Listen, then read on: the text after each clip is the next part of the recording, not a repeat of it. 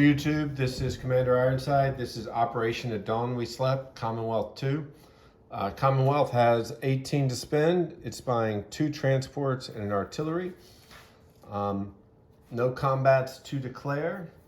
So I'll get right into it. The first move is one of the infantry in South Africa is going to rail 1, 2, 3 to Anglo-Egyptian Sudan. And one of the infantry is going to rail 1, 2, 3 into Kenya.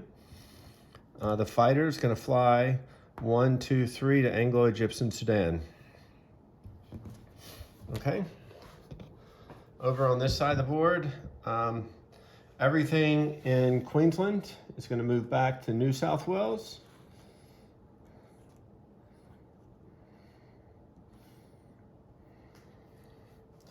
Hold on just a second. So his transport here can pick up one guy, 1, 2, 1, 2, 3, an infantry and artillery, and 1 fighter. He can bring 1 infantry down. It's going to go to South Australia.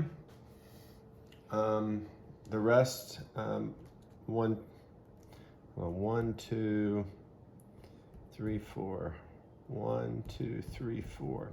No, we're going to go to New South Wales. I just feel safer there. The ships in 54 are going to move back to 62. Okay.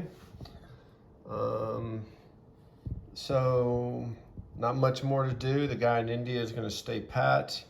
I'll go ahead and do the French. The French Indochina guy is going to stay pat. The guy in French Central Africa is going to move into French Equatorial Africa. Okay, let's deploy units. Sorry, we bought 2 transports and artillery for 18. I don't know if I said that or not. 2 transports are going to go into C-Zone 106. The artillery is going to go into South Africa. Okay, so let's do deployments. So Commonwealth is at, 16 on the tracker. It collects 16 plus its NO for the Dutch islands. None of them are taken at this, well, Java, hold on, Java is, so I think I may lose that. 1 second.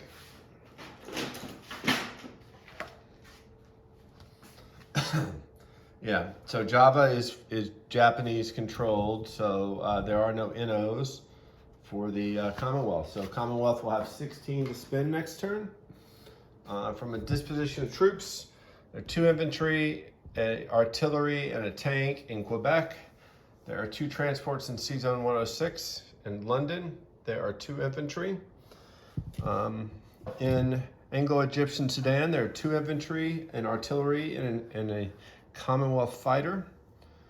There's a Commonwealth infantry in Kenya. Let me go back to the French. There are 2 French infantry in London, 3 French infantry in Algeria, 1 French infantry in French Equatorial Africa. The French destroyer in 81 is going to move and join the fleet in 77. We'll go 2. There's an infantry in India, a Commonwealth infantry in Malaya, a French infantry in French Indochina. In Sydney, there are 2 infantry, 2 AAA, an artillery, and 2 fighters. In New Zealand, there is a Commonwealth infantry, and there is a cruiser and destroyer in C-Zone 62. On to Germany 3. Game's getting exciting. Japan's running hog wild because the Allies have not done much in the Pacific, basically abandoned it. But and Germany's and Italy have pushed hard into Egypt. They actually took it this turn, but the Brits are massing for a counterattack, and the American fleet is big and strong in 91. So Germany and Italy have some choices to make. What are they going to do with the fleet in 110? What are they going to do in the Med? So And then, Germany has fallen back off the front lines, trying to deny Russia the ability to declare war. And then Russia's kind of massed in force, but the Japanese have put a bunch of forces into Manchuria. So interesting game. Excited to see how this plays out.